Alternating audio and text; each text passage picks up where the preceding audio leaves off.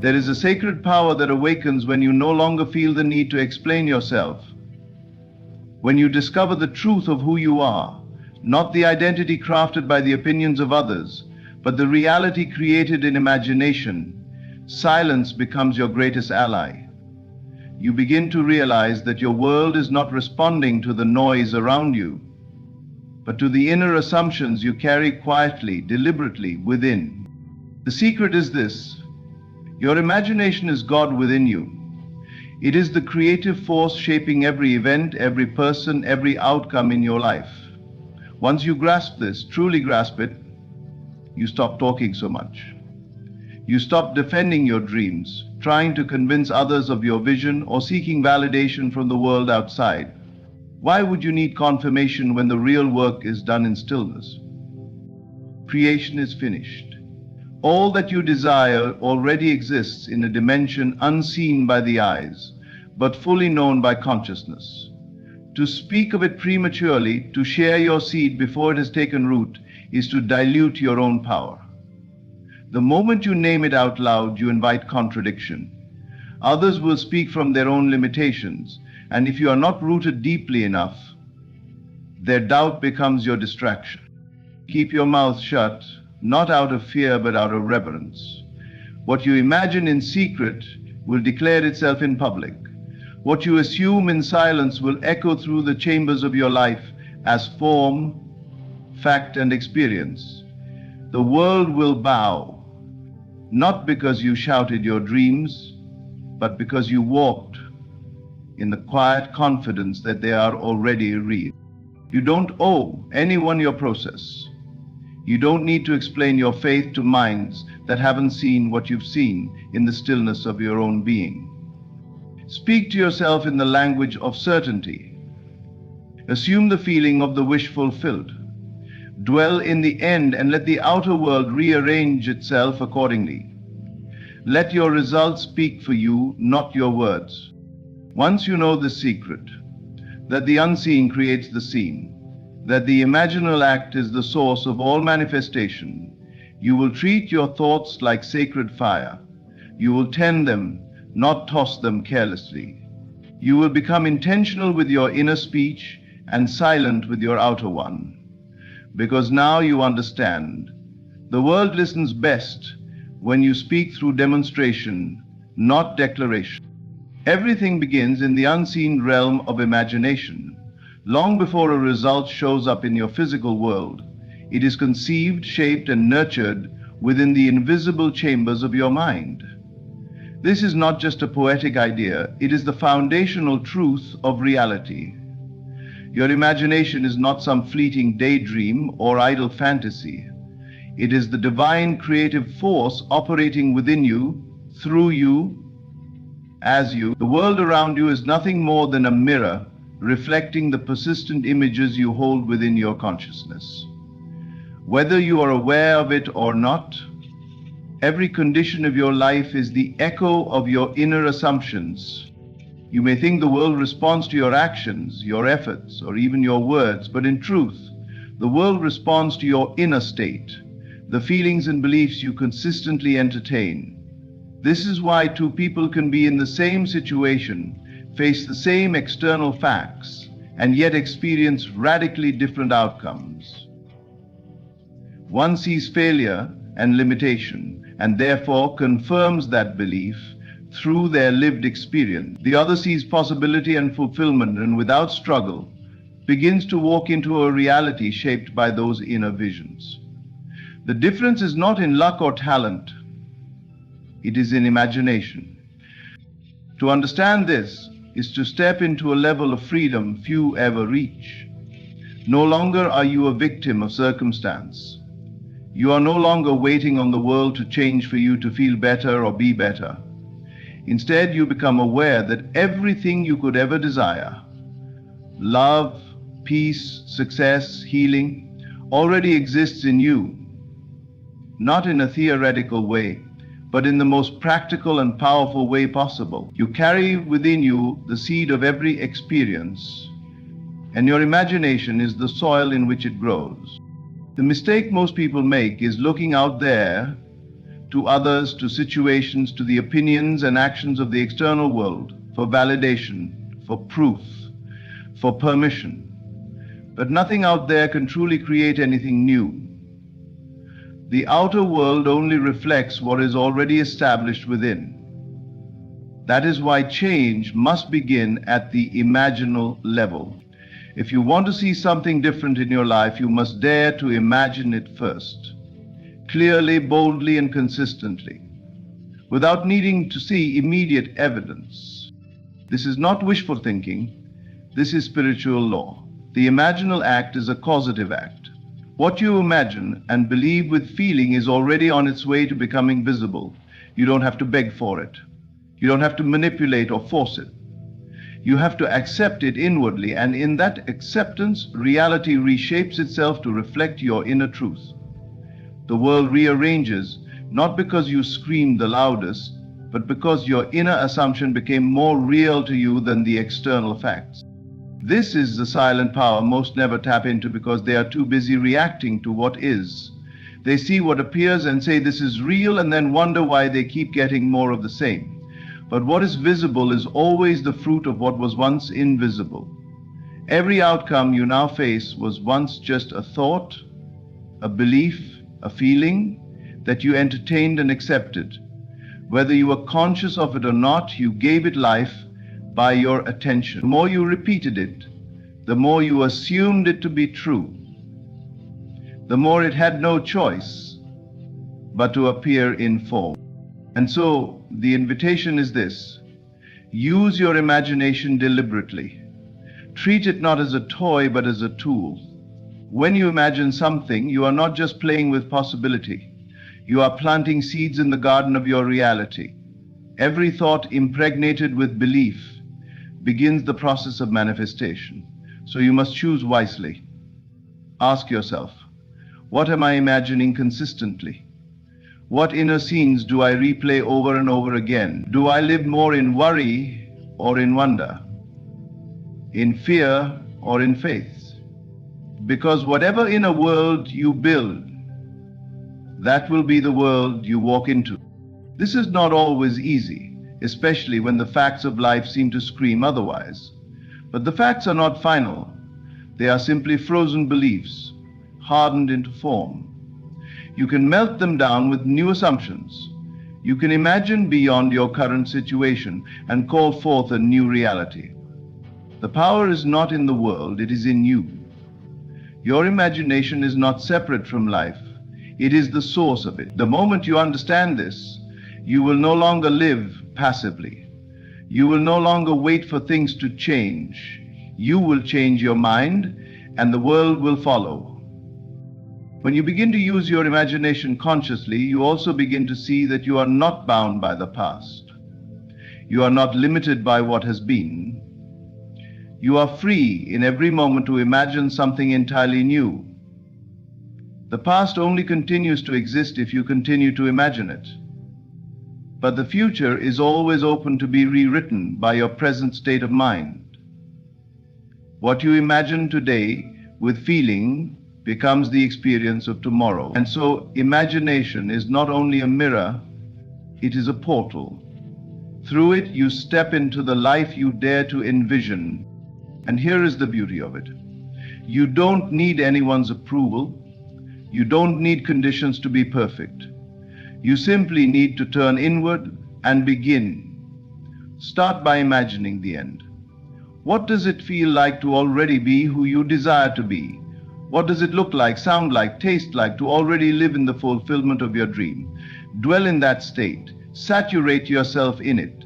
Let it become more familiar than the old story. Do this with persistence and faith, and you will prove to yourself that imagination creates reality. Not just sometimes, not just for the lucky few, but always. Quietly, faithfully, without fail. Silence is not weakness, it is wisdom. When you begin to understand the creative power of your imagination, you naturally begin to protect it. You no longer feel the need to share every idea, every vision, or every hope with others because you realize most people do not see as you do. They live according to what is visible. They believe only in what can be measured and proven. But you have begun to see through a different lens, the lens of inner knowing. You have discovered that imagination is the root of all experience. And with that discovery comes a deep respect for the process of creation. Silence becomes a sacred space where the seed of your desire can germinate without interference. When you share your vision prematurely, you expose it to the beliefs, fears, and doubts of others. Even those who love you may speak from limitation, not because they intend harm, but because their inner world does not match yours. They may not understand what it means to assume the feeling of the wish fulfilled, to live from the end, or to walk by faith, not by sight. And so, when you speak of your desire, they unconsciously project their own disbelief. They question, they doubt, they advise you to be realistic. But realism is just conformity to outer facts. And facts are only the crystallization of former assumptions. If you begin to waver under their influence, your own faith begins to falter and the creative power of your assumption weakens. To protect your inner world is to honor your power. Silence is not about hiding, it is about guarding the sacred. When a seed is planted in the soil, we do not dig it up every day to check its progress. We water it. We protect it from harsh conditions. We trust the invisible process. In the same way, when you plant a desire and imagination, you must trust its unfolding. You must give it the nourishment of attention, the warmth of belief, and the quiet strength of patience. Words spoken too soon are like hands that dig up the seed before it takes root. The more you grow in inner awareness, the more you realize that most of the work is done in stillness. It is in silence that the assumption deepens, the vision clarifies, and the inner world rearranges. You become less reactive to what is happening outside because you know the truth of what is forming within. You do not argue with appearances. You do not need to convince others. You simply persist in the inner knowing that what you have imagined is already yours. This silence also gives you sovereignty. When you keep your process to yourself, you stay centered in your own authority. You are no longer seeking validation. You are not waiting for someone to agree before you believe. The moment you stop needing agreement, you become powerful. Agreement from others is temporary and shallow. True belief is internal and lasting. It is better to walk alone in truth than to stand surrounded by people who cannot see your vision, not out of arrogance, but out of clarity, out of alignment with something higher. This is why the wise speak little and observe much. They do not react quickly, they do not share everything, they live with intention. Every word is chosen, every silence is deliberate, because they know the world is responding not to their explanations, but to their assumptions. Not to their noise, but to their state of being. When you remain silent, you can hear your own inner voice more clearly. You can tune into the feeling of the wish fulfilled without distraction. You can dwell on the end quietly, consistently, until it becomes second nature. There is a sacredness in privacy. Your inner world is your temple. What you hold there must be treated with reverence. Not everyone needs to know what you are creating. Not everyone needs to understand the shifts taking place inside you. The more you share, the more you risk being pulled into discussion, debate, or defense. And all of that pulls energy away from the creation itself. But when you hold your vision in silence, you keep it intact. You allow it to ripen in its own time. Many people fail to manifest their desires not because they lack belief, but because they expose the seed too soon. They speak about it before it is settled within them. They seek applause before the performance has begun. And when they are met with resistance, skepticism, or misunderstanding, their inner world begins to shake. They doubt what they once believed so strongly. This is why silence is power. It keeps you anchored. It allows your belief to strengthen without interruption. It gives your imagination space to breathe. There is also a great joy in knowing that the world will one day see what you have already seen in silence. What you have lived inwardly will become visible outwardly. And when it does, it will not be because you talked about it, it will be because you became it. You embodied the state, and the state externalized itself. The manifestation will be a reflection of your private communion with your own imagination. You will have created it not through force, but through faith. Not through shouting, but through silent knowing. This is the secret life of the mystic, the artist, the visionary. They live first within. They walk with unseen realities. They dwell in futures no one else believes are possible. And they do it without needing applause. Their satisfaction comes not from recognition, but from alignment, from knowing they are in tune with the deeper laws of life. This is where real fulfillment lives, not in being seen, but in being true to what you know within. So when the desire arises, when the vision comes, when the new reality begins to form in imagination, hold it gently, guard it with silence. Speak to it in the quiet language of faith. Let your inner speech be filled with assurance and your outer speech be still. Let your silence be your strength, not because you are hiding, but because you are creating. And creation, when it is real, does not need to be announced. It simply unfolds and the world watches in wonder. The secret of inner speech is the secret of creation itself. What you continually say to yourself in the silence of your mind forms the blueprint of your reality. It is not the spoken word that moves the world, but the unspoken conversation. The constant dialogue running beneath your actions, beneath your personality, beneath what others can see. This inner monologue, this invisible speech is the workshop of your future. It carries with it the essence of belief, of expectation, and of self-concept. You are always talking to yourself. The question is, what are you saying? Most people do not realize that their inner speech is shaping their destiny. They believe their thoughts are harmless or idle. But thought is never idle. It is a seed, and inner speech is the water that gives it life. The words you repeat to yourself about who you are, what life is, what is possible and impossible, form the mold into which life must pour itself. Inner speech is assumption made audible to the self, and what you assume to be true within, you will eventually experience without. When you begin to understand this law, you become highly selective about what you entertain inwardly. You no longer casually say, I can't do that, or that always happens to me, or things never work out. Because now you know that your inner speech is creative. It is not commentary, it is command. It is not observation, it is construction. Your inner dialogue becomes your decree, and life has no choice but to respond in kind. This is why keeping your mouth shut outwardly becomes essential. When you understand the power of inner speech, you stop wasting words on external explanations. You don't need to justify yourself or convince others or explain your process.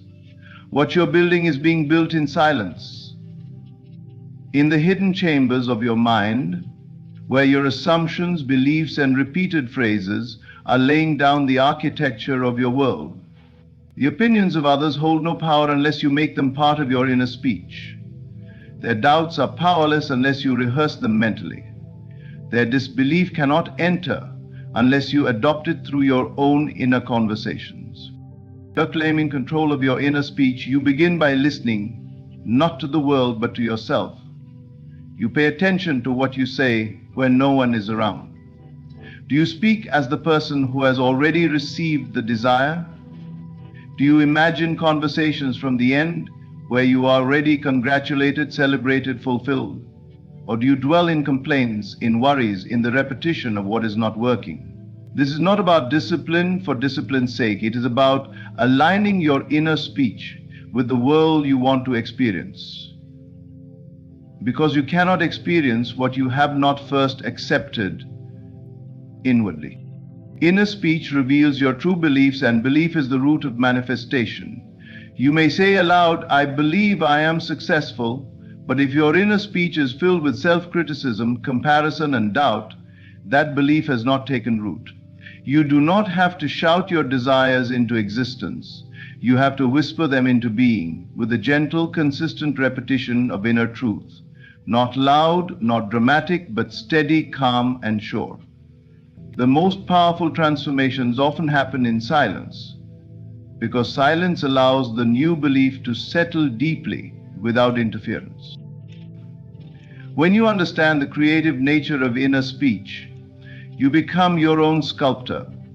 You begin to shape your inner world with precision and care.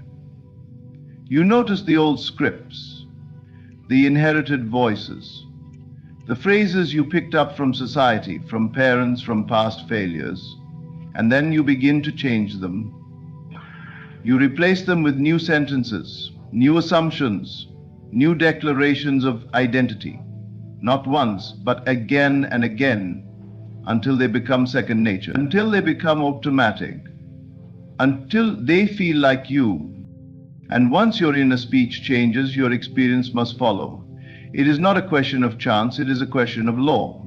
You are not begging the universe for favor, you are speaking in alignment with the law of consciousness, which says that what you accept as true within must become fact without. And so you go within and you speak as one who already is, already has, already knows. You don't need the world to confirm it. You confirm it within yourself, over and over, until your state of consciousness shifts. In the silence of your own mind, you can live from the end. You can walk through rooms that have not yet been built. You can hear voices praising accomplishments that have not yet occurred. You can imagine scenes that imply your dream is already real, and by doing so you make it real, first within, then without. You are not pretending, you are creating. Pretending ends when you open your eyes. Creating continues, because it is based not on sight but on assumption. Many fail to manifest what they desire because they continue to speak from the lack of it. Their inner speech confirms the absence rather than the presence. They say, I want instead of I am. They say, I hope one day instead of it is done. And life listens, not to the loud voice, but to the deep repetitive current of belief. You cannot fool this law. It responds to what you truly are, not what you say you are. And what you are is made known by your inner speech. So if you want to change your life, change the way you speak to yourself. Begin each day in the assumption of your wish fulfilled. Carry that assumption in silence. Let it become your new mental atmosphere. Do not speak about it unless it strengthens the state. Avoid conversations that pull you back into old beliefs. Speak less outwardly and more inwardly. Commune with the vision in your heart as if it were already fact. Let your mind become a sanctuary where only the desired is affirmed. In this way, you will build a new reality, not through effort, but through alignment. Not by striving, but by speaking in the quiet, steady language of fulfillment. Others may not understand. They may question your silence. They may wonder why you no longer talk about problems or seek advice. But you will know, you will feel the shift, and you will trust it, because you are no longer reacting to life. You are creating it, word by inner word. And once you understand that your imagination is the workshop of creation, you begin to grasp why silence becomes your greatest ally.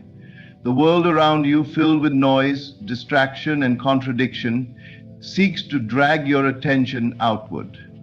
But attention is the currency of creation. What you continually focus on, you give life to. So when you know the secret that your inner world is the source of all outer events, you become extremely protective of your focus. You learn to keep your mouth shut, not because you are hiding, but because you are preserving. You are cultivating something sacred, something delicate, something that must be nurtured in stillness. Imagination is not fantasy, it is reality not yet seen. And what you consistently imagine, feelingly, vividly, and with conviction, must appear in the physical world. The imagination is not a place to escape, it is a tool to command.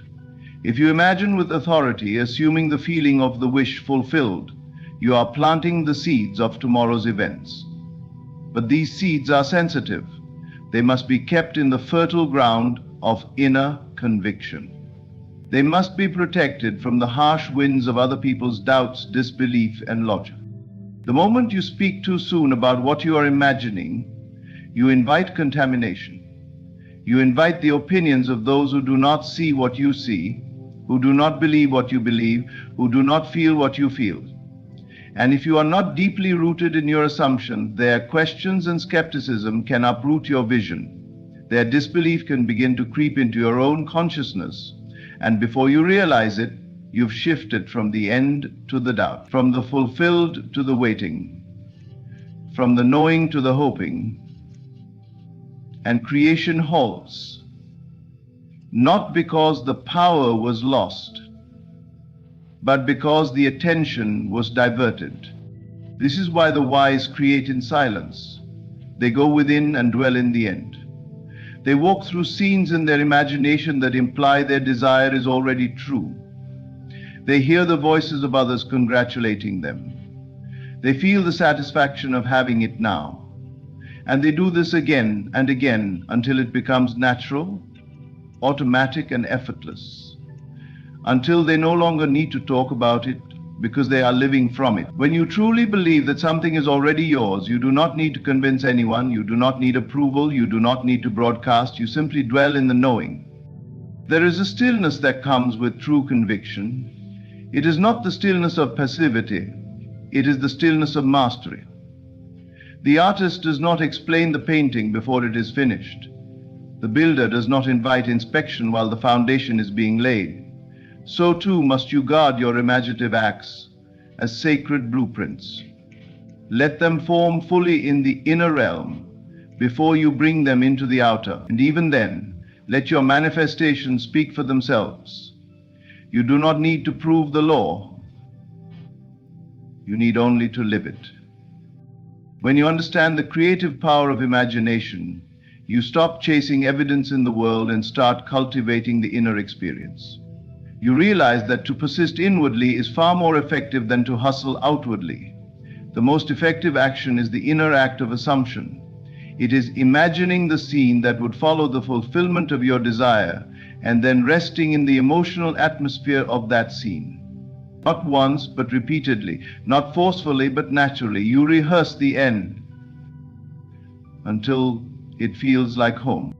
And yet, the world will not understand this. It will demand progress reports, explanations, and rational plans. But imagination transcends logic. It does not follow the predictable path. What you imagine in silence may unfold through means you could never foresee. That is why you must not dilute it with explanation. Do not try to fit your vision into the logic of others. Do not try to gain their permission. Create in silence and let life orchestrate the how. To imagine in silence is to trust the unseen. It is to become one with your desire before the world recognizes it. And in this oneness, you find peace. You are no longer waiting, you are living. You are no longer wishing, you are knowing. You are no longer trying, you are being. And from that state of being, all things flow naturally. Not through struggle, but through alignment. Many people sabotage their manifestations by talking too soon. They imagine something wonderful, feel it deeply, and then share it with someone who does not understand. That person questions it, mocks it, or redirects their attention to reality, and in that moment, the imaginative act loses its clarity. The feeling fades. Doubt creeps in, and the manifestation is delayed not by lack of power, but by divided attention. So learn to honor your vision with silence. Let it grow in the dark like a seed in the soil. This does not mean you are secretive out of fear. It means you are selective out of wisdom. You know that the imagination is your bridge to the infinite, and you do not invite small minds to walk that bridge with you. You do not explain your dreams to those who have never dared to dream. You do not dilute the sacred with the trivial.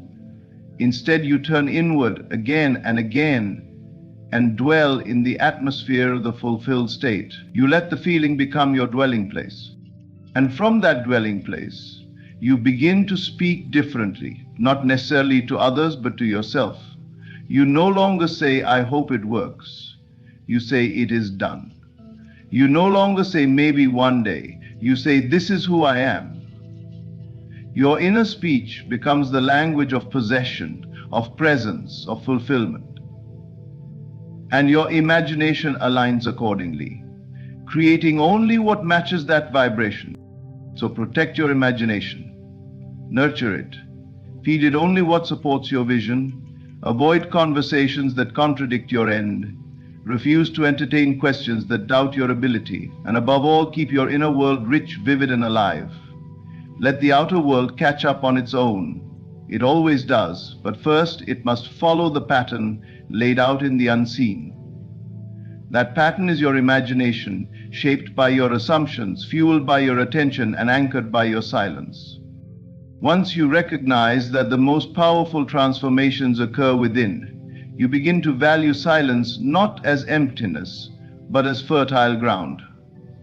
The moment you uncover the truth that consciousness is the only reality, that your imagination is the true cause behind every event, you understand why sharing prematurely or carelessly can be a betrayal of your own power. Most people speak to be validated. They want confirmation, applause, agreement, but the one who knows the secret has no need for validation, because the truth is no longer up for debate. It is experienced internally and trusted implicitly.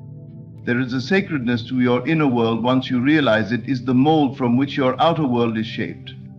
Every thought, every feeling, every assumption held consistently is an act of creation. You are never merely thinking or daydreaming. You are selecting, you are choosing states of consciousness that will inevitably harden into fact. And this is not a theory, it is law. As within, so without. Once you realize that this is how all things come to be, you understand the value of inner security. You become less concerned with opinions and more focused on sustaining the atmosphere of the fulfilled desire. Sharing your vision too soon often comes from a subtle insecurity. A part of you wants someone else to say, yes, that's possible, or that sounds amazing. But the very need to hear that suggests that you are not fully dwelling in the assumption yet. Because when you are living in the end, in consciousness, you do not ask for permission. You do not consult the outside world for confirmation. You move through your days from the felt reality of the outcome. And because of that inner security, you remain still, silent, and confident. When your inner conviction is firm, silence becomes effortless. You have nothing to prove and nothing to defend. You are not reacting to the world, you are creating it. You don't need to argue your case, because the evidence is not external yet. The evidence is your state of being. And when you persist in that state long enough, the world will reflect it back to you with uncanny accuracy. But if you speak too soon, if you try to explain the unseen to those who cannot see it, you open yourself to unnecessary resistance. You invite energy that is not aligned with your vision, and in doing so, you risk diluting your faith. The truth is, no one else needs to understand your dream. It was given to you. The images you see in your imagination, the desires that stir within you, were planted by the divine self. They are invitations to embody new states, and it is your job to accept that invitation in silence, not to seek consensus, but to dwell in certainty, to walk through the world as though it is already done, because in consciousness, it is already done. Time simply has to catch up. This kind of silent confidence is not loud. It is not boastful. It does not try to convince or convert. It simply is. And it radiates. People may not know what you are creating, but they will feel something different about you. Your presence changes because you are no longer waiting. You are no longer hoping. You are no longer seeking. You are being. And this shift is profound.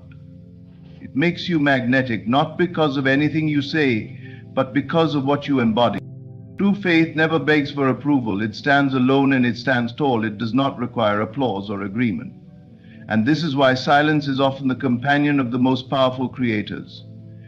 They are not hiding, they are holding. They are holding the vision, holding the state, holding the vibration. Not because they doubt it, but because they honor it. Because they know that this sacred process of assumption is delicate in its beginning. And just as you would not dig up a seed to prove it's growing, you do not speak your manifestation into the world before it has taken root.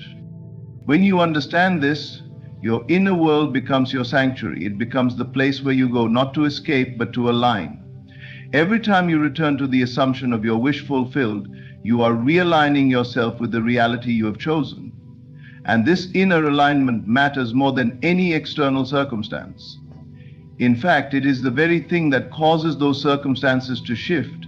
So you protect it, you cultivate it, and most importantly, you do not expose it to premature scrutiny.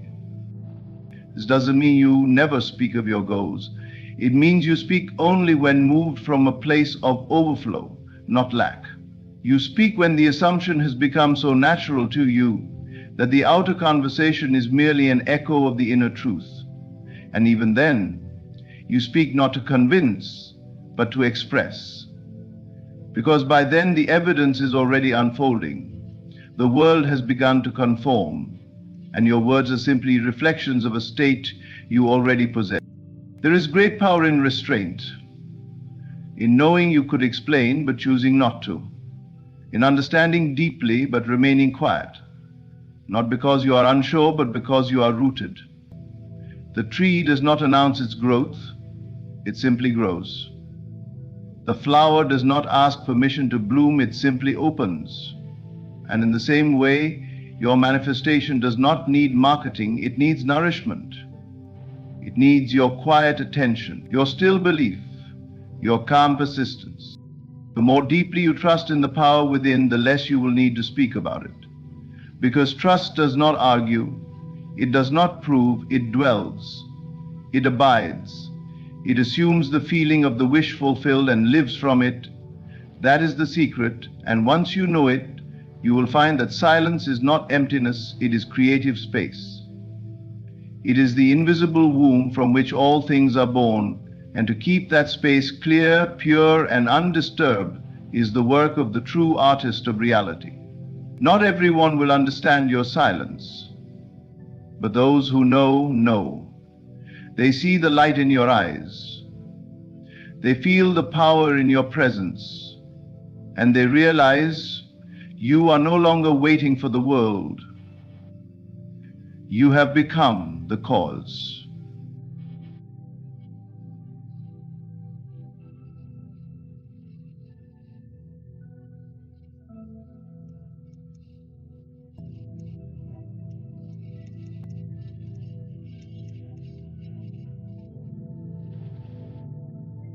The moment you desire something, it is already yours. Creation is finished. All that you seek exists now in the invisible, waiting for your recognition. The universe does not respond to your pleas, it responds to your assumption. You must not wait for the evidence of the senses. You must not demand that the outer world show you signs before you believe.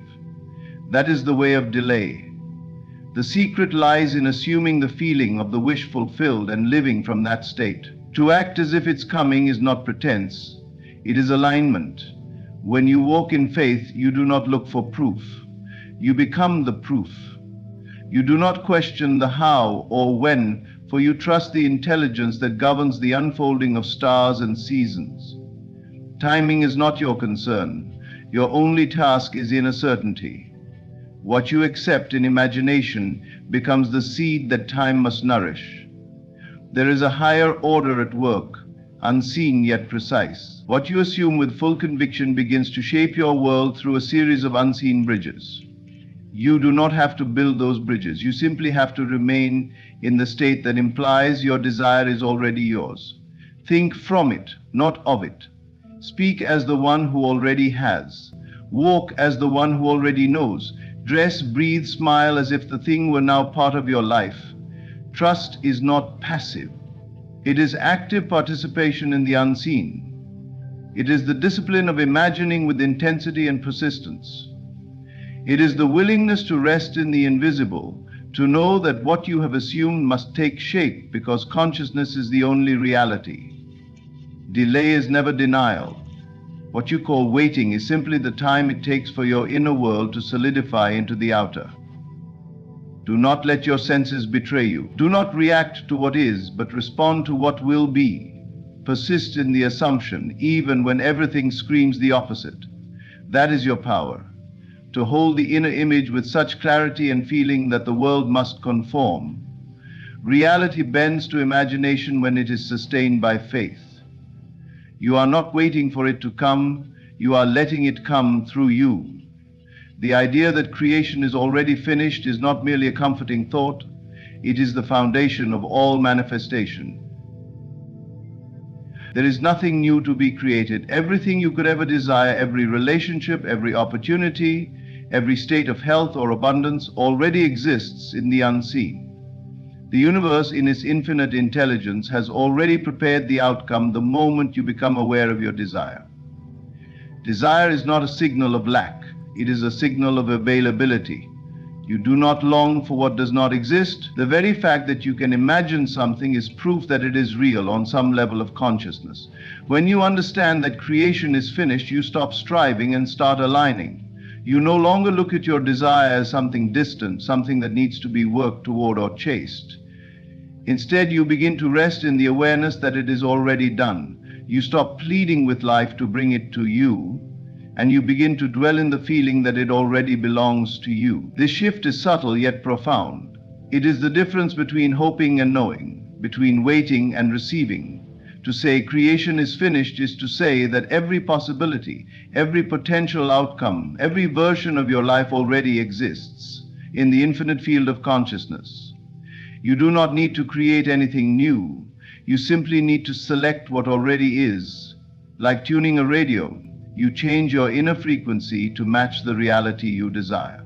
You are not building the station, you are tuning in. And the tool you use to change your frequency is your imagination, fused with feeling.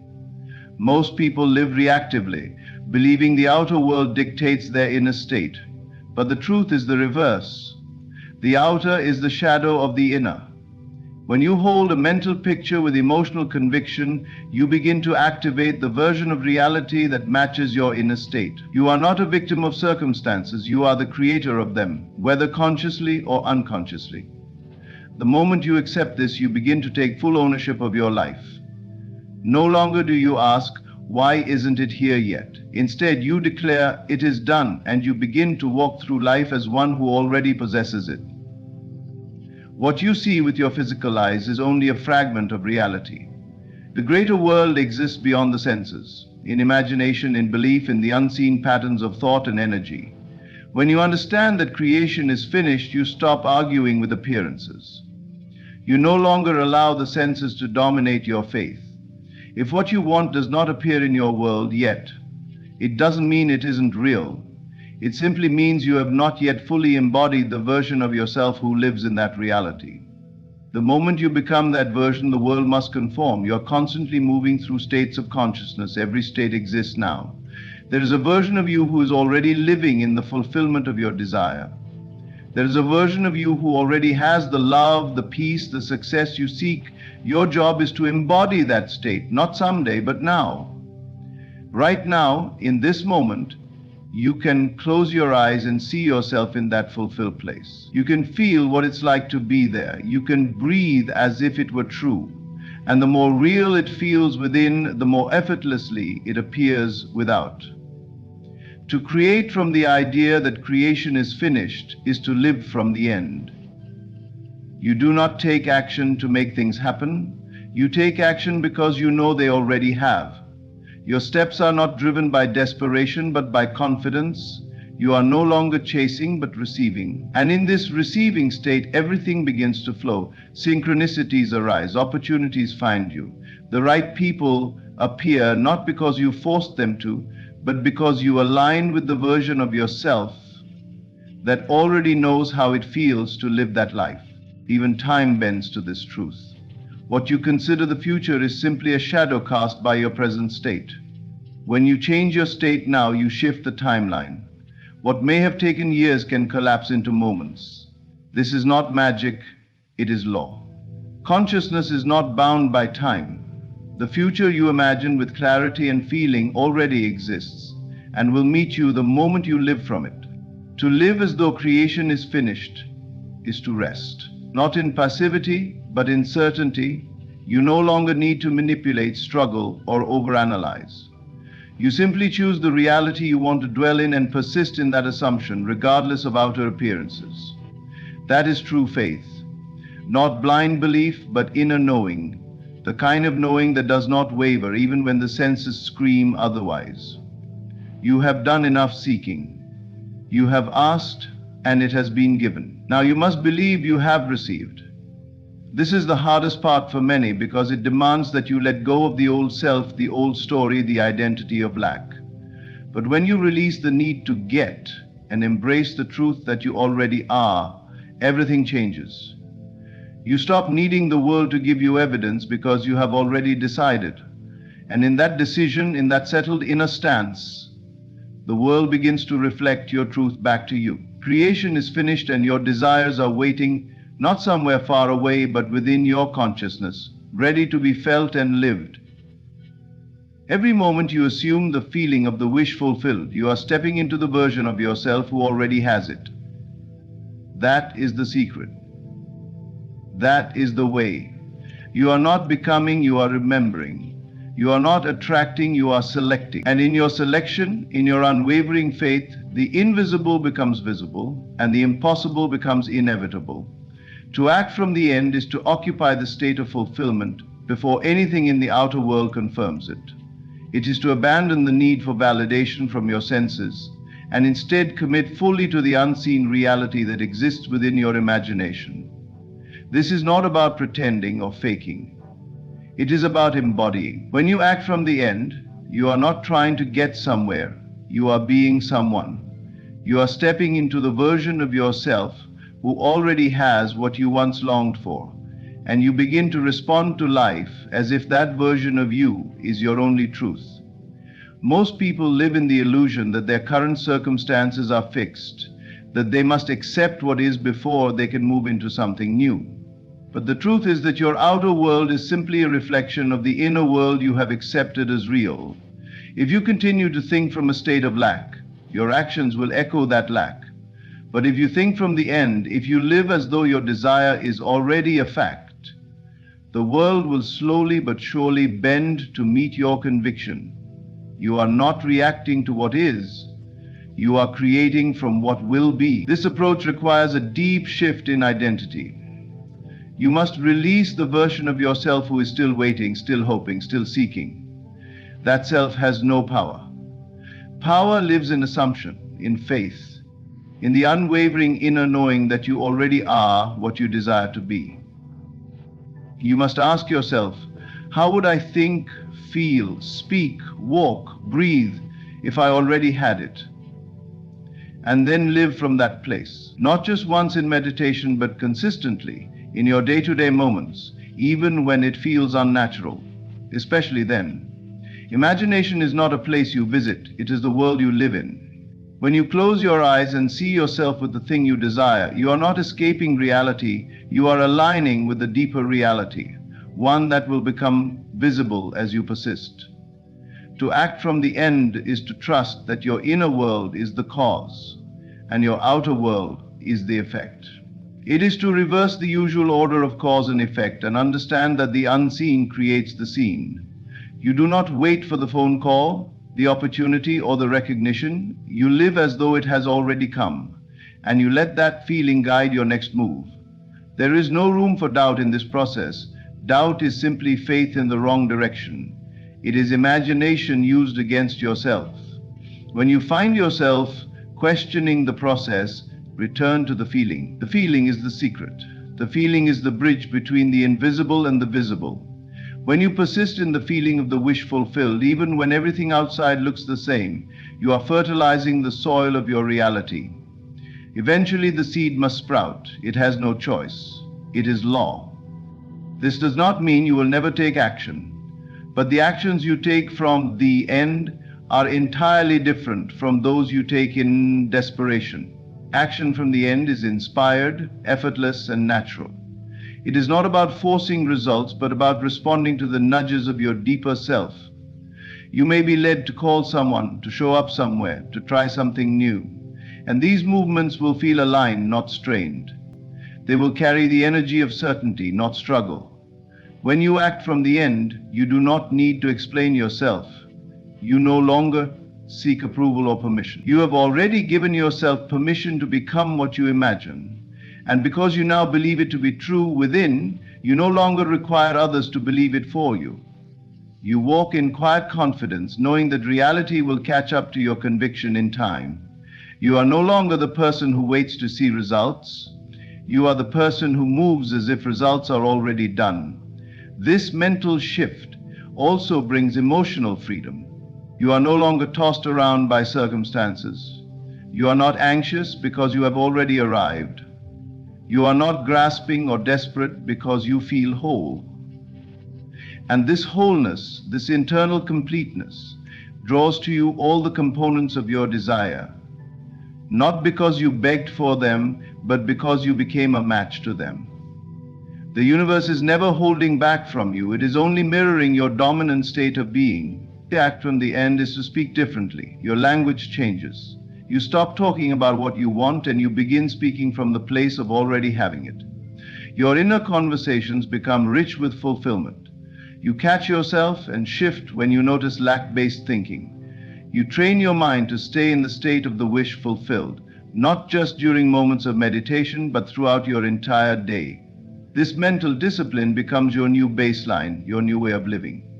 There will be moments when the outer world tempts you to give up. You may not see immediate results, but that is not a sign of failure. It is a test of persistence.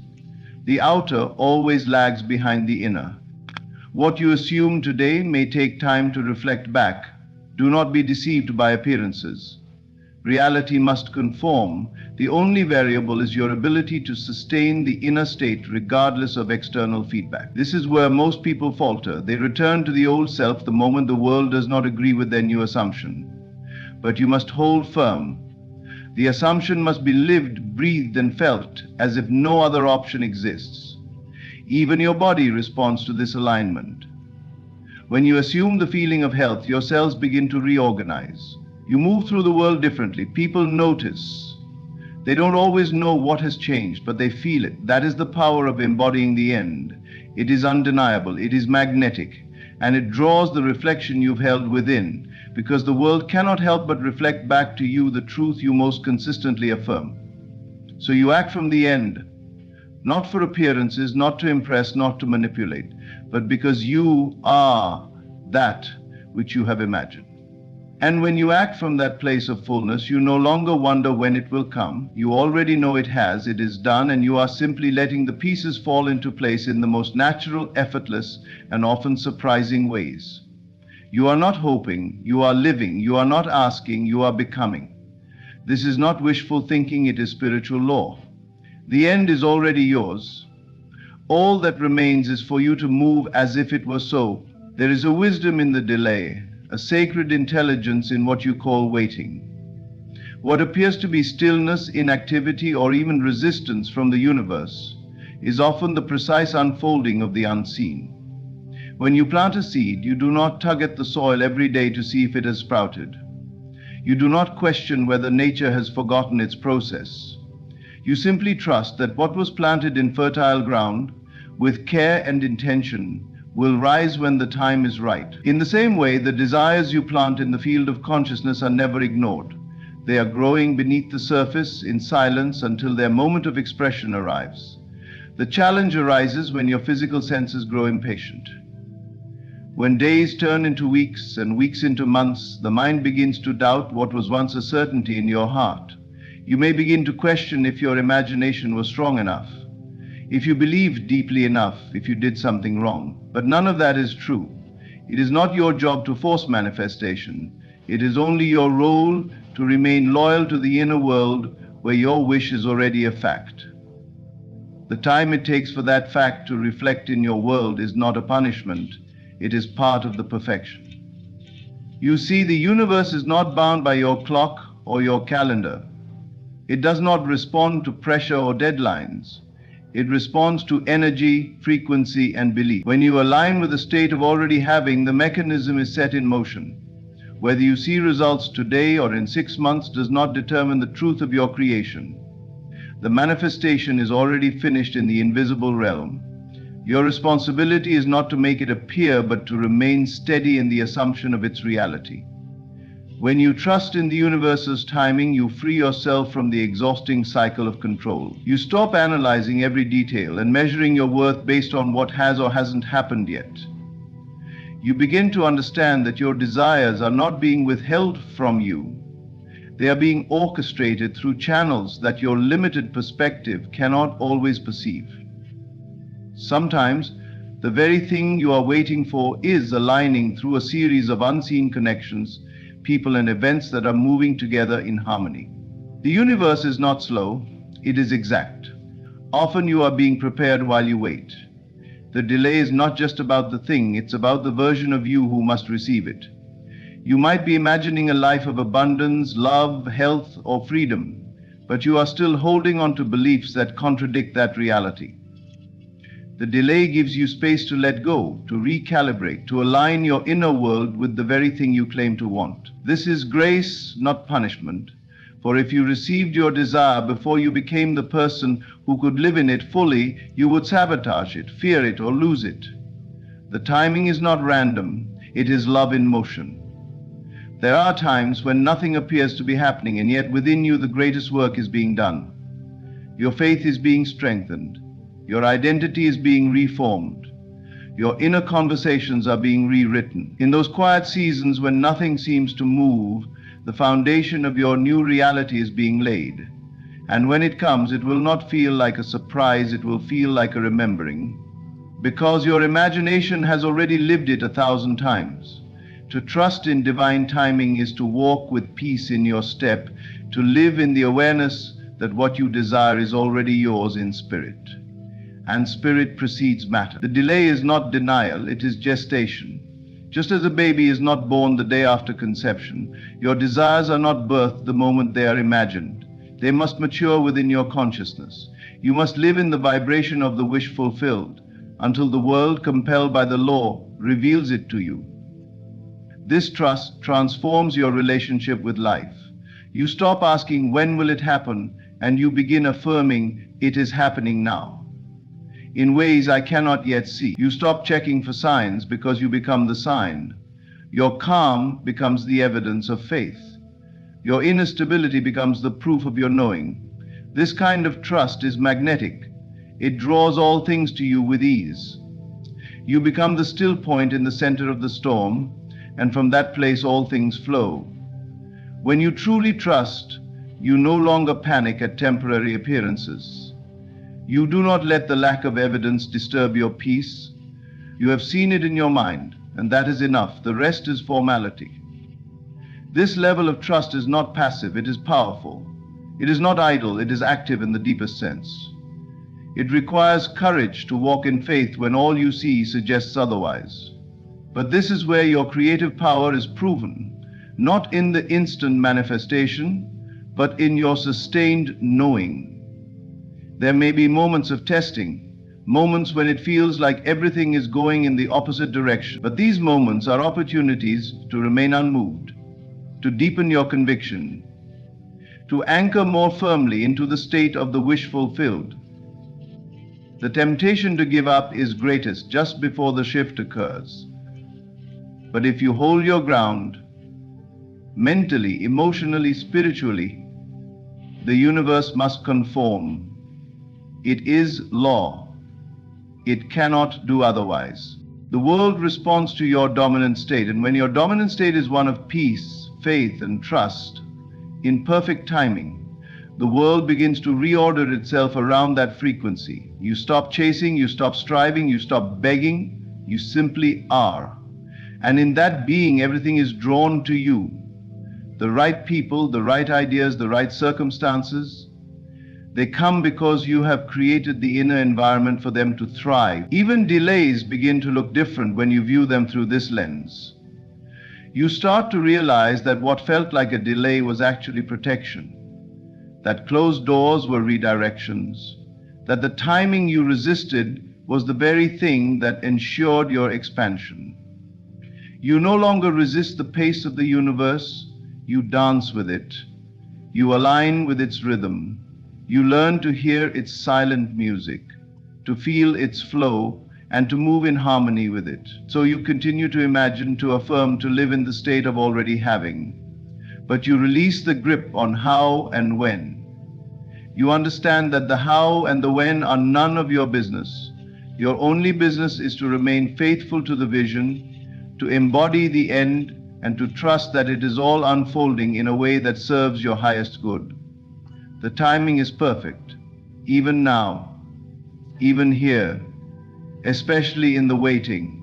When you remain in a state of the wish fulfilled, you are no longer hoping, desiring, or asking for something to come.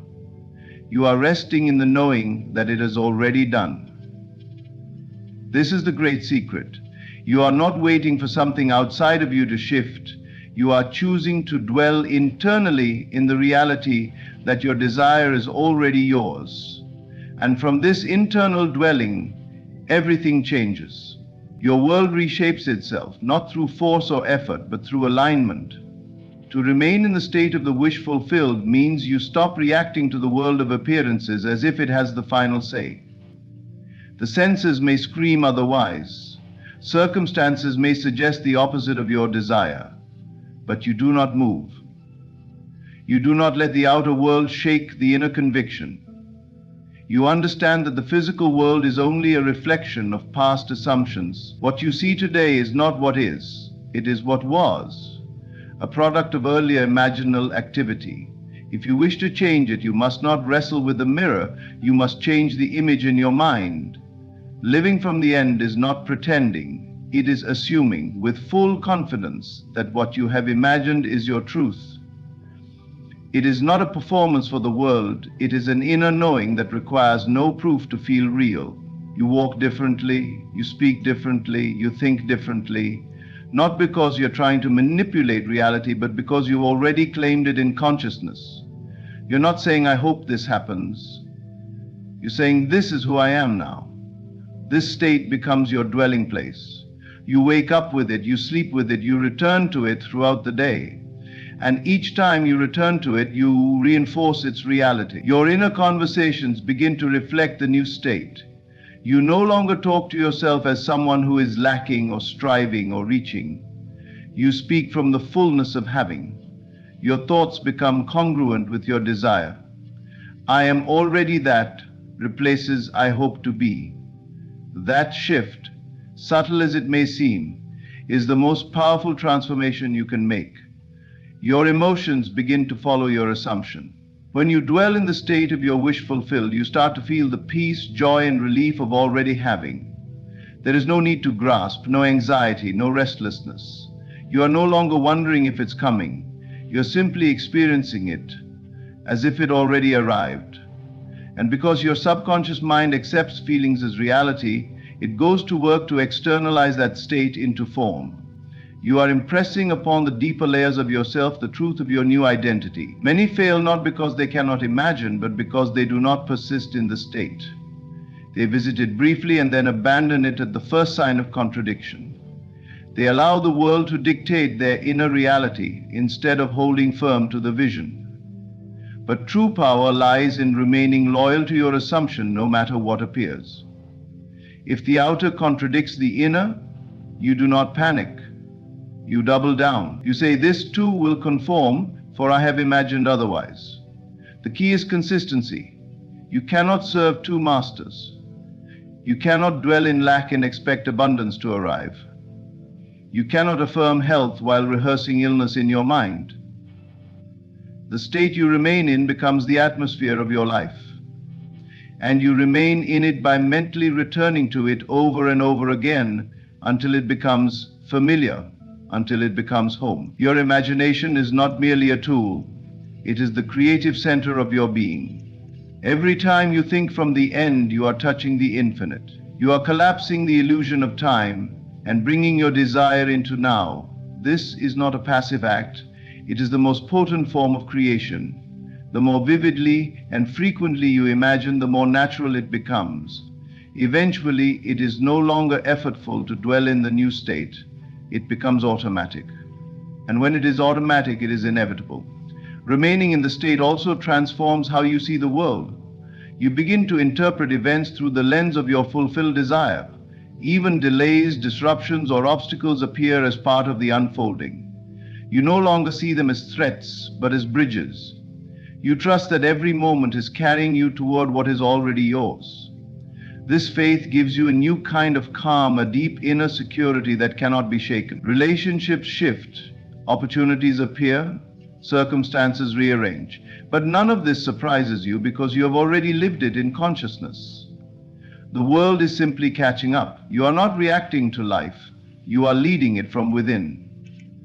And as you lead from the assumption of already having, you attract everything that matches it.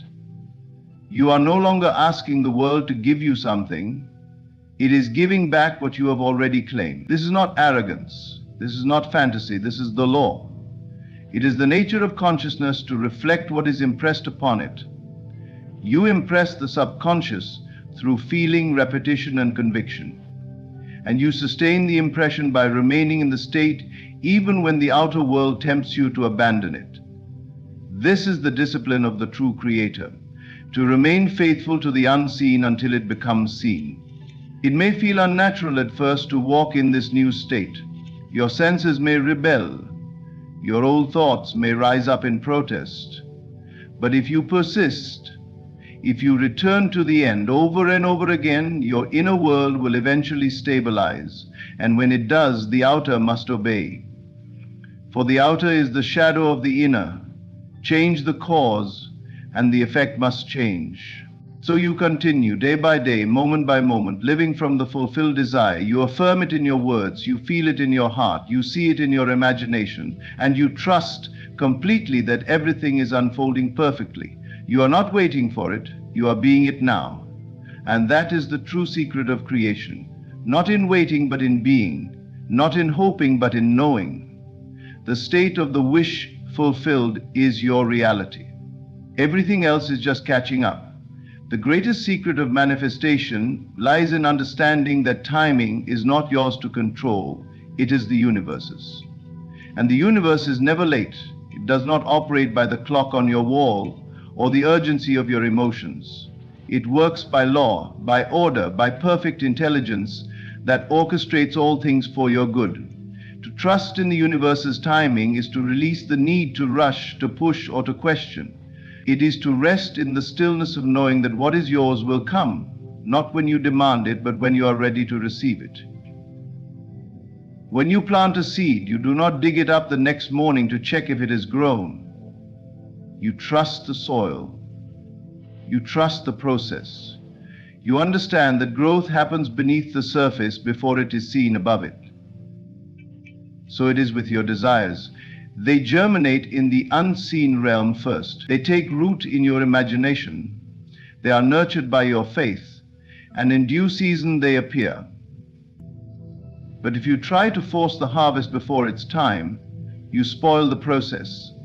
You damage the roots. You interrupt the flow. The moment you imagine something clearly and with conviction, the universe begins to move. It is not idle. It is not ignoring you. It is rearranging reality in ways you cannot yet perceive. People are being positioned, opportunities are forming, circumstances are aligning. But you must wait, not with frustration, but with trust, because the waiting is not punishment. It is preparation. It is giving you space to become who you need to be in order to hold what you've asked for. Often, delays are not delays at all. They are divine pauses that protect you. You may think you're ready, but the universe knows the deeper truth. It sees beyond what you see, and so sometimes it withholds not to deny you, but to mature you, to stretch your faith, to refine your intention. to remove what you cannot carry into the next chapter. The delay is love disguised as silence. It is the universe saying, not yet, but soon. The ego hates this. It wants immediate proof. It wants confirmation on its schedule. But the soul understands a deeper rhythm. It knows that everything is unfolding in divine order, so it relaxes. It lets go of deadlines and outcomes. It detaches from the need to know how or when. It trusts that what is meant for it cannot miss it, that what it imagines with faith must come to pass, if it will only hold the feeling and let go of the fear. This surrender is not weakness, it is the highest strength. Because it requires you to give up control and step into alignment. You stop trying to make things happen and start allowing them to happen. You become a vessel, not a victim. You say to life, I trust you. And life responds, because trust is magnetic. It calls to itself the very thing it waits for. It prepares the soil for miracles. You may not know the exact hour or day your desire will unfold, but you can live as though it already has. That's the essence of creation. Not waiting in doubt, but living in faith. Not pausing your joy until arrival, but celebrating in advance. That celebration is a signal. It tells the universe, I believe I am ready. And the universe, in its perfect timing, responds in ways that often exceed your imagination. If you try to measure your progress with your physical eyes, you will be discouraged, because much of the work is invisible. Like roots growing underground, it is silent but alive. You may look around and see nothing happening, but beneath the surface, everything is changing. Don't be fooled by appearances. The visible is always the last to know. The transformation starts within, and the outer must follow. That is law. Faith is not just believing in the end result. It is trusting every step of the journey, even when the step is stillness. Even when doors seem closed, you trust that all things are working together for your good, even when they feel delayed or denied. You trust because you know that life responds not to worry but to confidence, not to impatience but to surrender. There is a flow in life, and that flow is wise. If you try to force it, you step out of harmony. You struggle, you resist, you suffer. But if you surrender to it, you find peace. Even in uncertainty, even in silence. Because you have chosen to believe that your imagination has already set the wheels in motion. And that belief becomes your anchor. You do not drift with doubt. You remain steady in the unseen. Sometimes the universe is not asking you to wait. It is asking you to become, to rise into the version of yourself who naturally receives the very thing you desire. And that rising takes time. It takes trust. It takes the courage to stand in the middle of the unknown and say, I know it's coming. I don't need to chase it. I choose to become it. And as you become it, it becomes you, because reality reflects identity. So you walk by faith, not by sight. You act as if, you think as if, you feel as if. Not because you're pretending, but because you're aligning. The outer will catch up, it always does. Because time is not your enemy, it is your ally. It gives space for the unseen to become seen. It makes room for the impossible to become possible. You do not need to beg the universe to move. It moves the moment you do. Internally, energetically, imaginally. Your job is not to figure out the mechanics. Your job is to live in the state of the wish fulfilled and trust that the rest is being handled. You remain faithful to your end. You live in the feeling, you walk with the knowing, and you trust that what is yours is already on its way. Every day you return to the feeling. Every day you say, thank you, it is done. You stop chasing and start receiving. You stop worrying and start resting. And in that rest you find the secret of timing. Not your timing, but divine timing. The timing that never fails. The timing that always delivers. The timing that waits for nothing but your belief.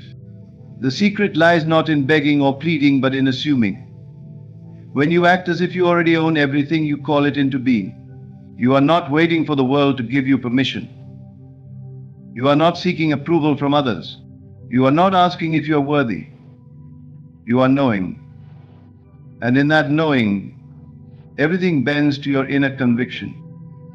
Imagination is the beginning and the end of all things.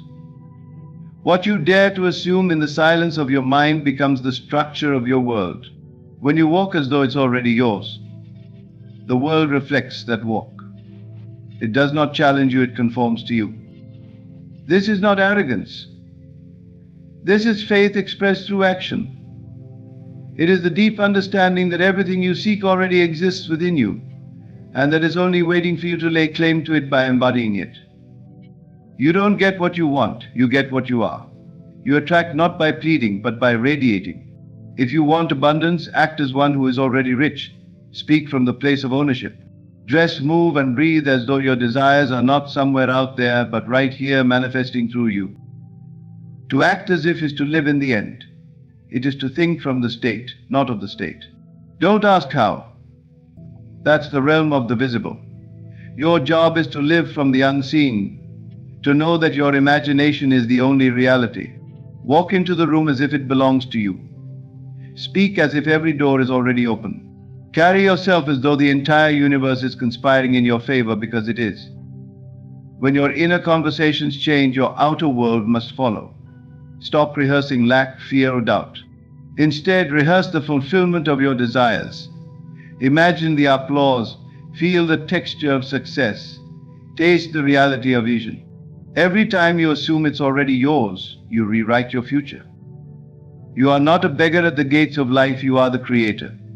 You are the operant power. What you accept as true becomes your law. So accept greatness. Accept wholeness. Accept that you already own the keys to your own kingdom. And then walk like it. Think like it. Love like it. Assumption is the very foundation of creation. It is the act of accepting something as true, not because of external proof, but because you choose to believe it so. When you assume a thing to be real, you give it life within you. And once something is alive in that consciousness, it must, by law, find expression in the external world. The key to this truth lies in understanding that life does not happen to you, it flows through you. Every event, every encounter, every circumstance is drawn into your experience by the assumptions you carry within. To assume is not to wish. It is not to hope or to fantasize. Assumption is deeper. It is silent, firm, and constant. When you assume something, you no longer question whether or not it will happen. You live as though it already has. This inner certainty is the creative act. The moment you assume you already possess what you desire, you enter a new state of consciousness. That state becomes the new center from which your life unfolds. The world outside you becomes a mirror, and it reflects back to you the beliefs you hold without effort or force. There is no need to fight the world, no need to strive or manipulate circumstances. You need only assume. If you believe you are successful, and you carry yourself in thought and feeling as one who is already successful, then success will meet you in the world. It cannot do otherwise.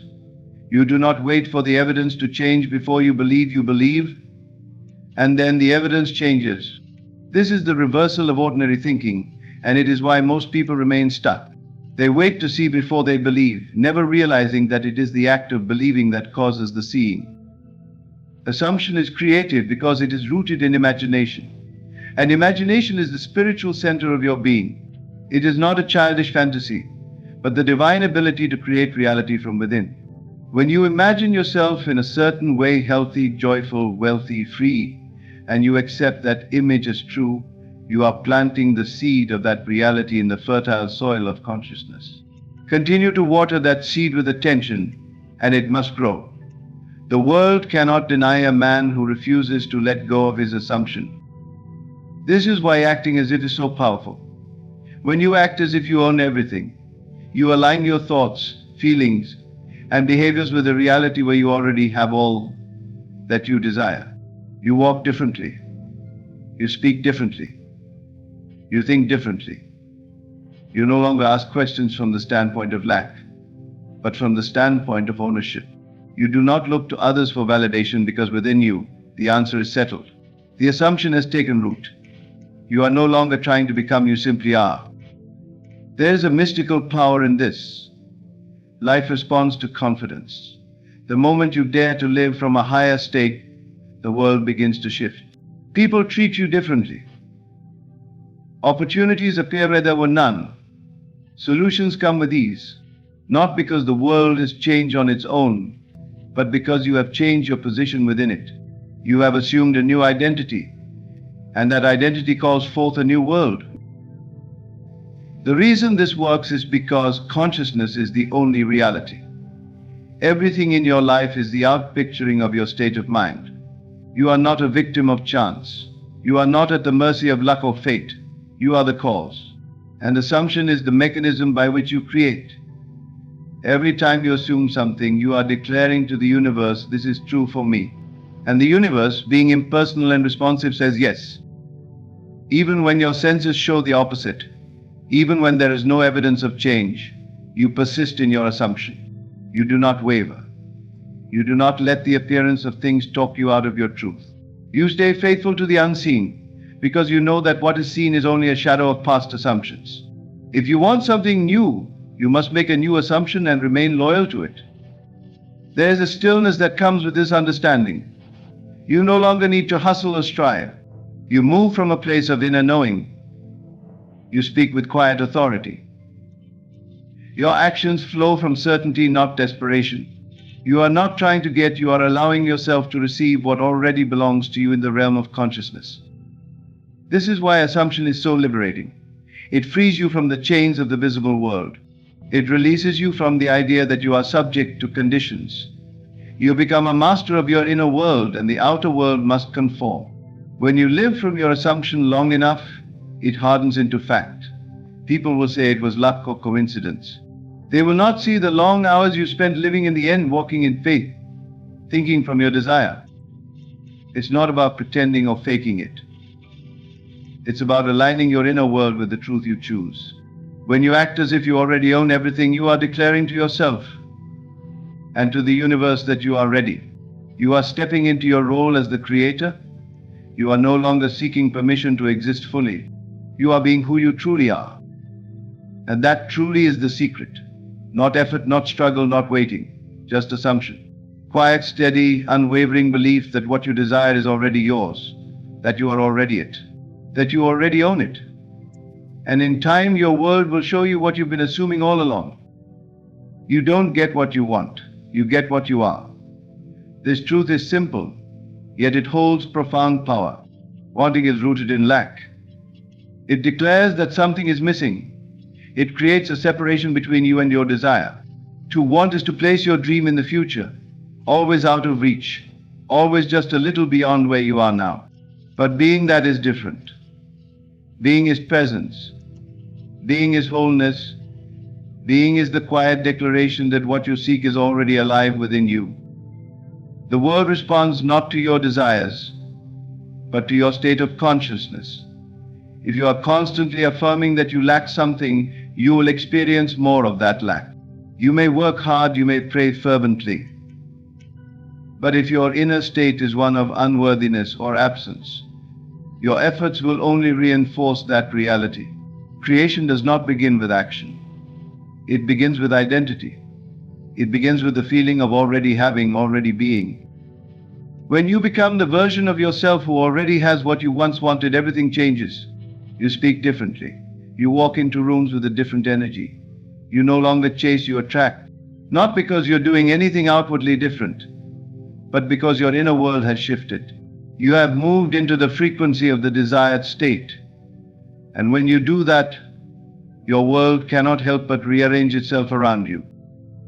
You cannot become rich while identifying as someone who is poor. You cannot experience love while seeing yourself as unlovable. You cannot attract peace while maintaining a self-concept that is rooted in anxiety and fear. You must become the thing you seek in thought, in feeling, in imagination. Only then does it find its way into your life effortlessly, not through struggle, but through resonance. This is not about lying to yourself. It is about choosing the truth you will live from. Reality is fluid, shaped by consciousness. The version of you that already has what you desire exists now, within your imagination. The moment you decide to embody that version, to think from that version, to feel from that version, you collapse the distance between the dream and the reality. You no longer seek it, you become it. To become is not a performance, it is an inward shift. It's not about pretending in front of others. It's about aligning yourself with the experience of already being. When you say, I am, you are invoking the creative power of the universe. I am healthy. I am abundant. I am loved. These are not affirmations for the future. They are present tense declarations of identity. And whatever follows I am becomes your lived experience. Most people spend their lives trying to earn or prove their worth. They believe that once they achieve something, they will finally feel worthy. But this reverses the process. You must feel worthy first. You must embody the success, the joy, the love before it can show up in the outer world. The outer world is not the cause, it is the effect. You are the cause. This is why inner work is the real work. Changing your thoughts, shifting your emotions, revising the story you tell yourself, these are the acts that reshape your world. It may not always be easy. You may have to challenge years of programming and conditioning. You may have to let go of beliefs that have defined you for a long time. But the moment you begin to shift your identity, you begin to shift your life. You don't need to force the outcome. You don't need to obsess over the how. You only need to ask, who would I be if I already had what I wanted? How would I feel? How would I walk? How would I speak? And then begin to move from that place. Begin to think from that version of yourself. As you do, your external world will mirror your internal world. This is why some people seem to receive with ease while others struggle endlessly. It's not about luck. It's about alignment. It's about being a match to what you desire, not through effort but through embodiment. The one who knows they are loved doesn't chase love. The one who knows they are successful doesn't need to prove anything. Their world simply reflects back their certainty. This is the power of assumption. When you assume the feeling of the wish fulfilled, you are not hoping it is done. It is settled. And the world rearranges itself to match that state. But you must persist. You must hold that state regardless of appearances. Even when nothing seems to be happening, you stay faithful to your new identity. You continue to walk in the end. When you embody what you want to receive, you enter the vibrational frequency of that reality. Everything is energy. Everything is frequency. And the universe, like a perfect mirror, reflects whatever state you occupy. It doesn't judge. It doesn't question. It simply reflects. So the question is never, how do I get what I want? The real question is, who am I being? When you change who you are being, you change what you are receiving. Wanting, begging, chasing, all of it falls away. You no longer look outside of yourself for validation. You no longer need to manipulate or strive. You recognize that your world is you pushed out. And by shifting your inner state, the outer must follow. This is the key to effortless creation. Not wishing but being. Not reaching but claiming. Not hoping one day it will be yours, but knowing it is already done. You walk as if. You speak as if. You live as if. And then what you once desired shows up not as a surprise, but as a natural reflection of who you have become. To walk in the end is to live from the state of the wish fulfilled. It means that instead of looking at your current reality and reacting to it, you deliberately turn inward and assume that what you desire is already yours. You do not beg for it. You do not plead. You do not ask how or when. You simply become one with the experience of having it now. You do not wait for external validation. You walk in the end. This is not about fantasy or escapism. It is a creative act. It is using the one gift you have been given in full measure, imagination. Imagination is not idle. It is not a waste of time. Imagination is the portal through which all things enter your life. Every great achievement, every healed relationship, every transformation begins as an inner image. It begins in the unseen. And when you sustain that image and embody the feeling that it is already real, life reshapes itself to make it so. There is a world within you that is far more powerful than the world you see with your eyes. The outer world is simply a reflection of your inner state. If you want to change your circumstances, you must first change your assumptions. And to do that, you must learn to live in the end. Not just think about it or talk about it, but feel from it. This is the secret of effortless creation. To live in the end means you stop looking for signs, you stop waiting for proof. You stop checking to see if it's working. Because when you are truly in the end, there is nothing left to wait for. You are already there. You are no longer hoping you are knowing. You carry yourself differently. You walk with the peace of someone who knows that everything they desire is already done. You might be surrounded by circumstances that contradict your vision. That does not matter. Circumstances are dead things. They are echoes of your previous states of consciousness. Do not give them power. Do not let them dictate how you feel. Instead, go within. Close your eyes. Enter the scene of your fulfilled desire. See what you would see, hear what you would hear, feel what you would feel. And do it not as something distant, but as something happening now, right now. This is how you build the bridge between the seen and the unseen. Most people get stuck because they live in the middle. They visualize for a moment, then go back to worrying. They affirm something, then immediately look for evidence. They try to create from effort instead of imagination. They bounce between states and never commit to the end. But when you truly walk in the end, you dwell there. You plant yourself in that state and refuse to be moved by appearances. Walking in the end is not just about what you think. It's about what you feel. Feeling is the secret ingredient. You must feel the reality of the unseen as if it were more real than what your senses report. That feeling becomes the magnetic force that draws your desire into form. It's not about intensity of emotion, it's about naturalness. The more natural it feels to have your desire, the faster it must externalize. Creation is not forced, it flows from assumption. Think about someone who is in love. They don't need to be reminded that they are in love. They live in it. It colors their thoughts, their actions, their expectations. They carry that state with them, and the world responds to it. That's what it means to live in the end. You carry the inner knowing of fulfillment with you wherever you go. You stop asking when it will happen, because in your world, it already has. Imagination is the workshop of reality.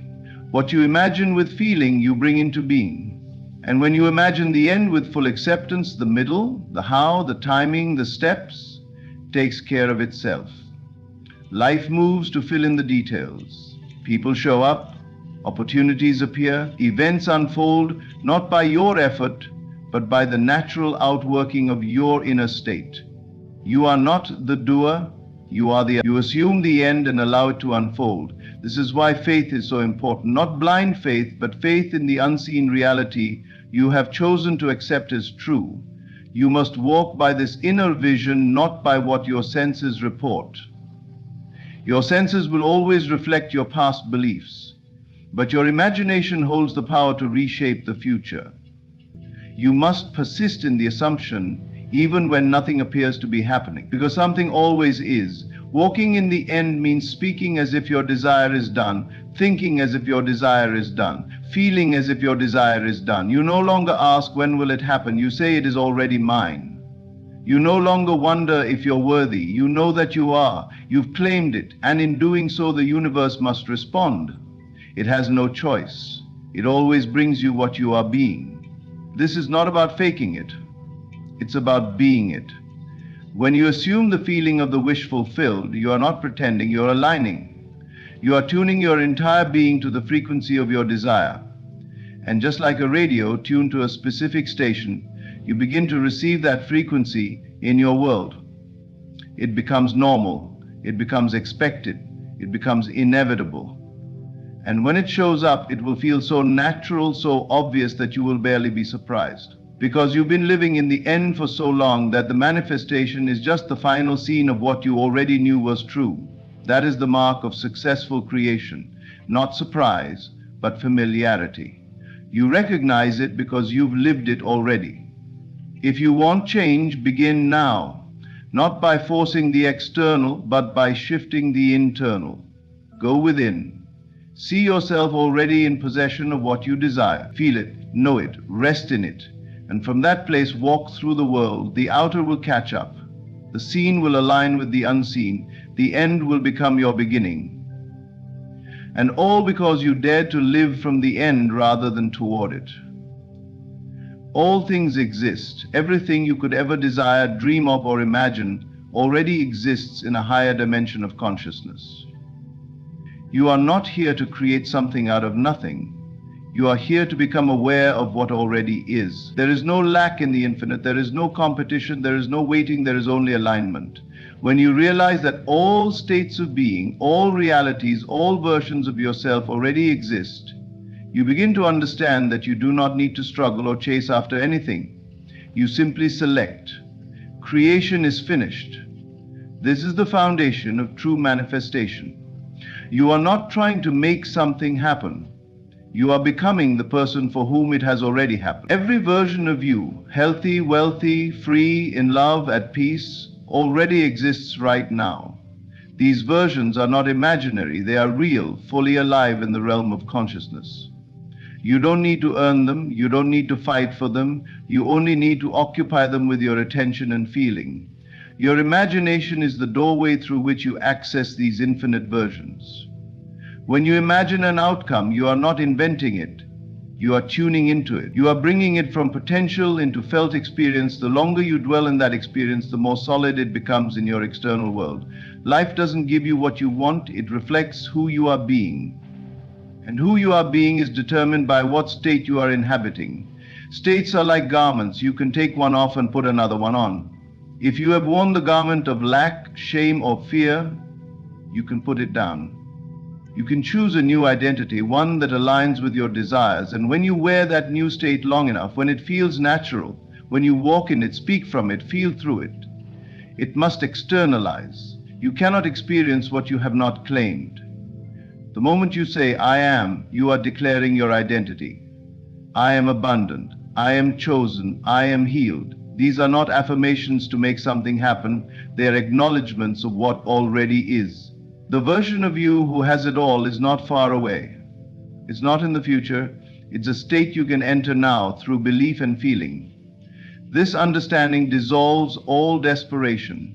When you know something already exists, you don't chase it. You align with it. You walk differently. You no longer ask when or how. You trust the process because you know it's already done. You have entered the timeline where your desire is fulfilled. And you remain there, not because you see it with your eyes, but because you know it in your soul. Awareness is the key. You must become more aware of the state you are currently in and make a deliberate shift to the one you prefer.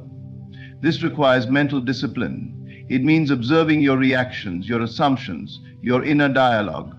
Are you reacting from the old self or responding from the new self?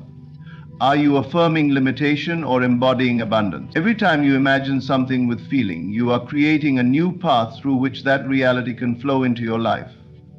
You may not see immediate results. That's irrelevant.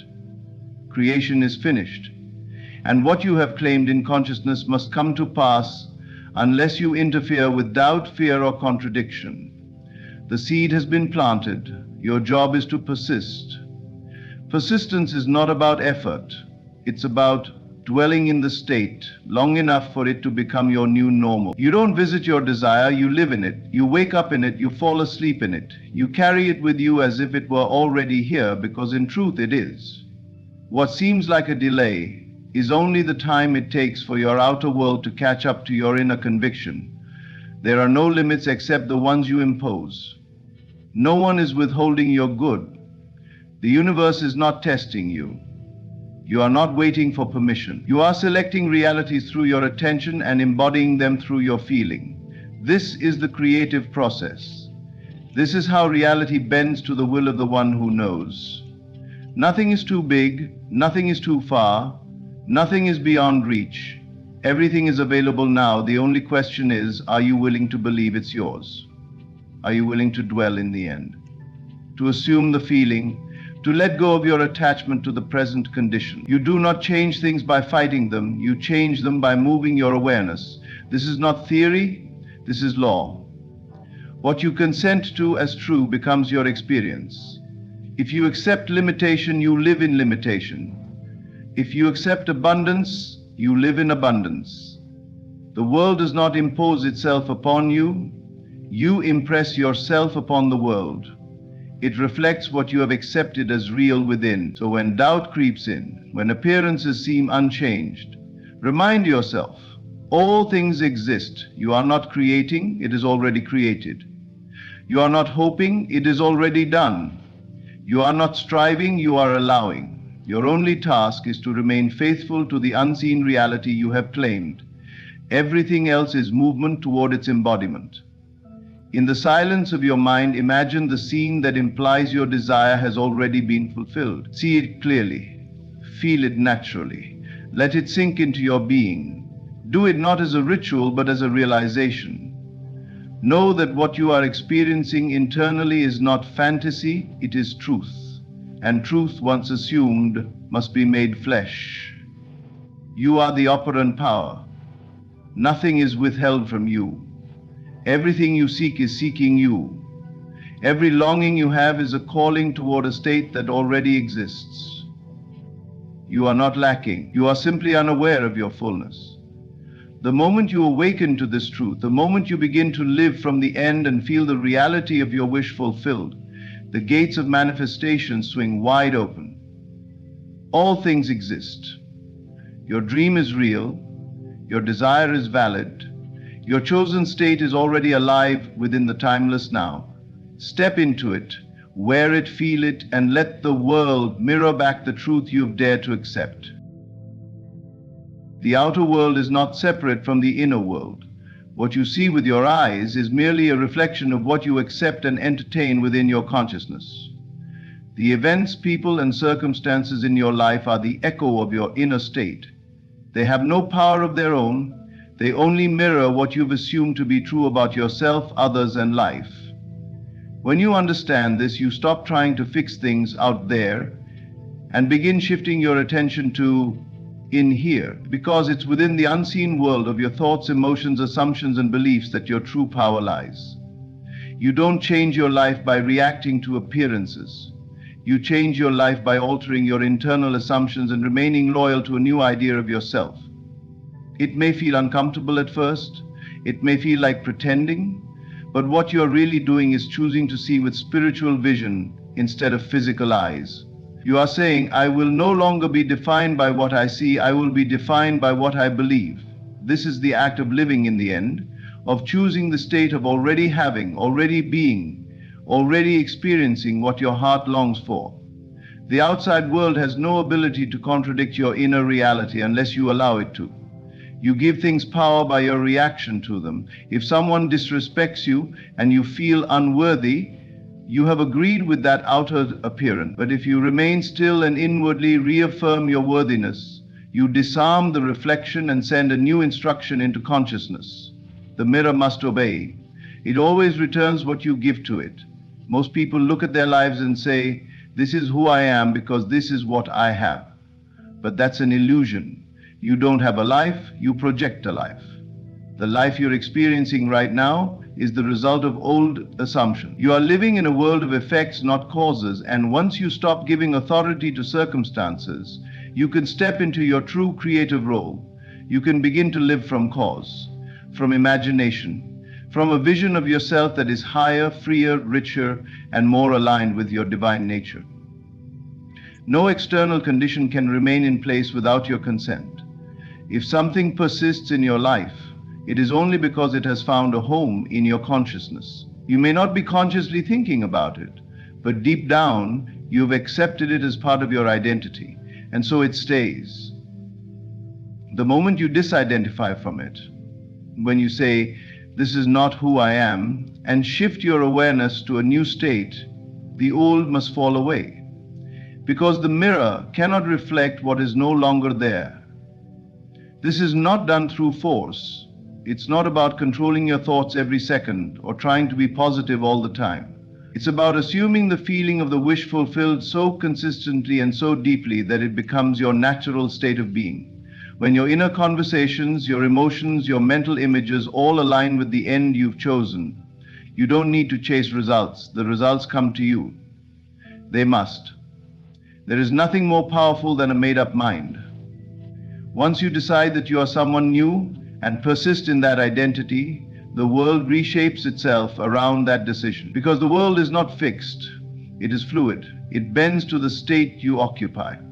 So if you want to see change in your world, begin by asking, who am I being right now? What version of myself am I embodying in this moment? Am I reacting from fear or responding from love? Am I rehearsing lack or radiating abundance? This shift doesn't require effort, it requires faith. Faith in the unseen, faith in the power of your assumption, faith in the divine intelligence that responds to your inner state. If you continue to see yourself as the one who already has, already is, already lives the dream you've imagined, life has no choice but to reflect that. It is law. This is why acting as if is not pretending, it's aligning. When you walk like you own everything, it's not arrogance, it's awareness. Awareness that all things are yours and always have been, because all things come from within. You don't need the world to give you permission. You are not a beggar in life. You are the cause of life. And when you truly grasp that, you stop waiting, you stop hoping, you begin being. The moment you take your attention off the outer and place it fully on the inner, you take control. You stop letting circumstances dictate how you feel, and you start letting your chosen state dictate how circumstances unfold. You become a master of your reality, not because you control every detail, but because you control the essence. And essence always shapes form.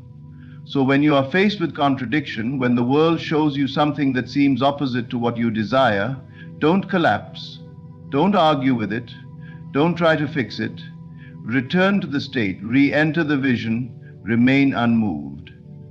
Because the outer world is slow, it's a delayed echo. And if you keep reacting to the echo, you never move beyond the past. But if you hold your ground in the unseen, the echo changes. It must, because the source of it has changed. You are not here to fight the world, you are here to transcend it. Not by escaping it, but by changing your perception of it. And that begins with the understanding that everything you experience is coming from you, not as punishment, not as reward, but as reflection. If you want more love, be love. If you want more wealth, assume wealth. If you want more peace, dwell in peace. Don't wait for the world to give you these things. Give them to yourself within, and the world will follow. You're not asking for miracles, you are the miracle. When you shift your inner state, when you stop reacting and start assuming, when you detach from what is and embrace what could be, you step into your true role as the one who commands the reflection, not with force but with conviction, with quiet confidence, with unshakable inner vision. Your outer world is a mirror. Change the reflection by changing what you are reflecting. Withdraw your attention from appearances. Withdraw your emotional energy from what you don't want, and pour your consciousness into what you do want. See it, feel it, live in it. Let it be more real to you than the facts. Let it become your dwelling place. Because once it's real within, it has no choice but to become real without.